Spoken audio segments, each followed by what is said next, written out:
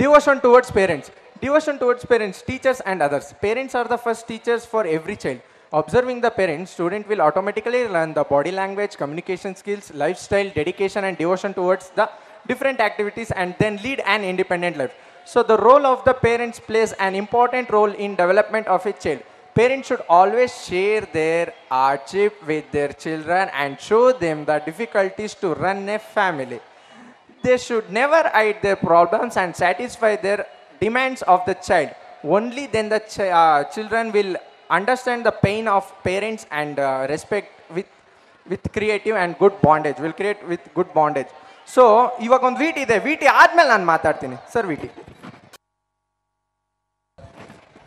ನನ್ನ ಹೆಸರು ರಂಗಮ್ಮ HS, ಮಗಳ ಹೆಸರು ಭಾನುಪ್ರಿಯಾ ಆರ್.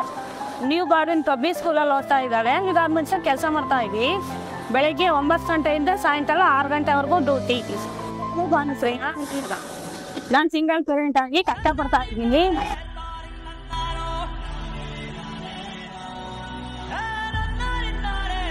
ನಂತರ ನೀನು ಆಗಬಾರ್ದು, ನೀನು ಚೆನ್ನಾಗಿ ಓದಬೇಕು ಅಂತ ನಾನು ಇಷ್ಟೊಂದೆಲ್ಲ ಕಷ್ಟಪಡ್ತಾ ಇದ್ದೀನಿ. ಚೆನ್ನಾಗಿ ಓದು, ನನಗೆ ಎಲ್ಲ ನೀನೇ ಇರೋದು. ನಾನು ತುಂಬ ಕಷ್ಟಪಟ್ಟಿದ್ದೀನಿ. ನೀನು ನನ್ನ ಥರ ಕಷ್ಟ ಬೀಳಬೇಡ, ನೀನು ಚೆನ್ನಾಗಿ ಓದ್ಕೊಂಡಿರು, ಆಯಿತಾ? ನನ್ನ ಹೆಸರು ವಿಜಯ್. ನನ್ನ ಮಗಳ ಹೆಸರು Janvi B Poojari. New Baldwin public ಸ್ಕೂಲಲ್ಲಿ ಓದ್ತಾ ಇದ್ದಾಳೆ. ನಾನು ಹೋಟ್ಲಲ್ಲಿ ಕುಕ್ಕಾಗಿ ಕೆಲಸ ಮಾಡ್ತಾಯಿದ್ದೀನಿ. ಬೆಳಿಗ್ಗೆ 6 ಗಂಟೆ ಬಂದರೆ ರಾತ್ರಿ 11 ಗಂಟೆವರೆಗೆ ಇಲ್ಲೇ ಹೋಟ್ಲಲ್ಲೇ ಇರ್ತೀನಿ. ನಿನಗೆ ಟೈಮ್ ಕೊಡೋಕ್ಕೆ ನನ್ನ ಹತ್ರ ಆಗ್ತಾ ಇಲ್ಲ.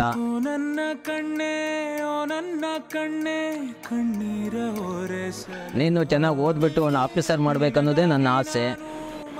ಮುಂಚೆ ನಾನು ಕಡಿಮೆ ದುಡಿತಾ ಇದ್ದೀನಿ, ಆದ್ದರಿಂದ ನಿನ್ನ ಅಮ್ಮನಿಗೂ ನನಗೂ ಏನೂ ತೊಂದರೆ ಆಗಿಲ್ಲ. ಈಗ ದುಡಿತಾ ಇರೋದು ನಿನಗೋಸ್ಕರನೇ ನಾನು ಅಷ್ಟೆಲ್ಲ ಇದು ಮಾಡ್ತಾಯಿದ್ದೀನಿ, ಕಷ್ಟ ಬಿಡ್ತಾ ಇದ್ದೀನಿ. ನೀನು ಮುಂದೆ ಆಫೀಸರ್ ಆಗಿ ಒಳ್ಳೆ ರೀತಿಯಲ್ಲಿ ಓದು, ಇದೇ ನನ್ನ ತಂದೆ ಆಸೆ. ನನ್ನ ಹೆಸರು ನರಸಿಂಹಮೂರ್ತಿ ಅಂತೇಳಿ. ನಾವು ಸೀಟ್ ಸೆಂಟ್ರಿಗೆ ವರ್ಕ್ ಮಾಡ್ತೀವಿ. ಮತ್ತು ನನ್ನ ಮಗ 2nd ಸ್ಟ್ಯಾಂಡರ್ಡ್ ಹರ್ಷಿತ್ ಗೌಡ ಅಂತ ನ್ಯೂ ಬಾರ್ಡನ್ ಪಬ್ಲಿಕ್ ಸ್ಕೂಲಲ್ಲಿ ಓದ್ತಾ ಇದ್ದಾನೆ, ಕೆಂಪೇಗೌಡನಾಗ. ನಾವು ಬೆಳಗ್ಗೆ 6 ಗಂಟೆಗೆ ಸ್ಟಾರ್ಟ್ ಮಾಡ್ತೀವಿ ವರ್ಕು. ಸೀಟ್ ಸೆಂಟ್ರಿಗೆ ವರ್ಕ್ ಮಾಡೋದು ನಾವು. 6 ಗಂಟೆಯಿಂದ ತಿರ್ಗಾ ಸಾಯಂಕಾಲ 6:30 ಆಗುತ್ತೆ ಹೊರಗೆ ಹೋಗೋದು. ಈಗ ನಾವು ಇಷ್ಟೆಲ್ಲ ಕಷ್ಟಪಡ್ತಾ ಇರೋದು ನನ್ನ ಮಗ ಚೆನ್ನಾಗಿ ಓದಲಿ, ಚೆನ್ನಾಗಿರಲಿ ಅಂತ ಮಾಡ್ತಾ ಇರೋದು. ನಮ್ಮ ಕಷ್ಟ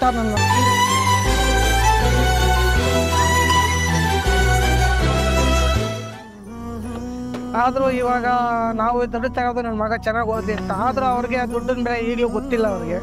ಮೊನ್ನೆ ಹಿಂಗೆ ಯಾವುದೋ ಒಂದು ಆಸ್ಪತ್ರೆಗೆ ಕರ್ಕೊಂಡೋಗಿದ್ರೆ ಅವನಿಗೆ ಮೆಡಿಸಿನ್ನು ಎಲ್ಲ ಸೇರಿ 1800 ರೂಪಾಯಿ ದುಡ್ಡಾಗಿತ್ತು. ನಾನು ದುಡ್ಡು ತೊಗೊಂಡೋಗಿರಲಿಲ್ಲ, 500 ರೂಪಾಯಿ ಮಾತ್ರ ತೊಗೊಂಡೋಗಿದ್ದೆ.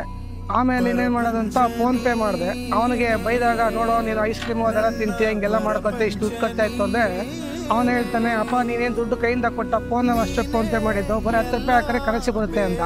ಅದರಿಂದ ಅವ್ರಿಗೆ ದುಡ್ಡಿನ ಬೆಲೆ ಗೊತ್ತಿಲ್ಲ.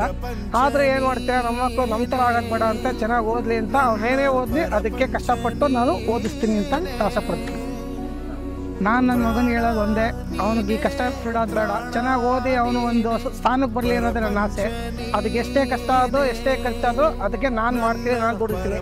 ಮತ್ತು ಅವ್ನು ಚೆನ್ನಾಗಿ ಓದಿ ಅವನಿದ್ರೆ ಸಾಕು, ಅವನೇ ನಮ್ಮನ್ನೇ ನೋಡ್ಕೋದು ಬೇಡ. ಅವನು ಒಟ್ಟು ಒಳ್ಳೆ ಸ್ಥಾನದಲ್ಲಿದ್ದು ಒಳ್ಳೆ ಬುದ್ಧಿ ಕಲ್ತ್ಕೊಂಡು ಒಳ್ಳೆ ಸ್ಥಾನ ಇದ್ದರೆ ಸಾಕು ನಮಗೆ. ನಾವೇನೋ ನಮ್ಮ ಜೀವನ ನಾವು ನೋಡ್ಕೋತೀವಿ, ಅವ್ನು ಚೆನ್ನಾಗಿದ್ದರೆ ಸಾಕು. ನಿನ್ನ ಕೈ ಸೇರಲಿ, ನಿನ್ನ ಕಣ್ಣಲ್ಲಿ ಹನಿ ನೀರು ಬರದಂತೆ ಕಾಯುವೆನು ಪರಪಂಚ ನೀನೇ, ನನ್ನ ಪರಪಂಚ ನೀನೇ. ನೀನೇ ಎಲ್ಲ ಬೇರೇನಿಲ್ಲ, ಪರಪಂಚ ನೀನೇ, ನನ್ನ ಪರಪಂಚ ನೀನೇ.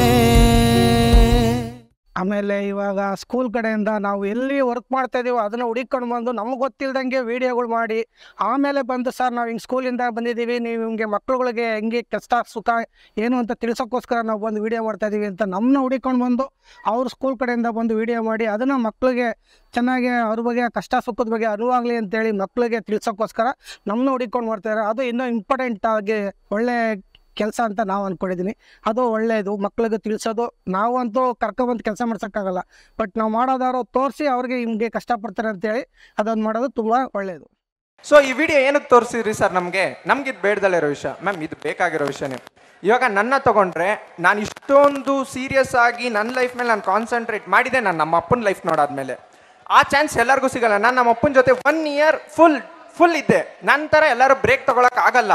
ಅದಕ್ಕೋಸ್ಕರನೇ ಏನು ಹೇಳೋದು ಅಂದರೆ, ನಾನು ನಮ್ಮ ಅಪ್ಪನ ಜೊತೆ ಇದ್ದಾಗ 1 ರೂಪಾಯಿದು ಕಷ್ಟ ನೋಡಿದ್ದೀನಿ.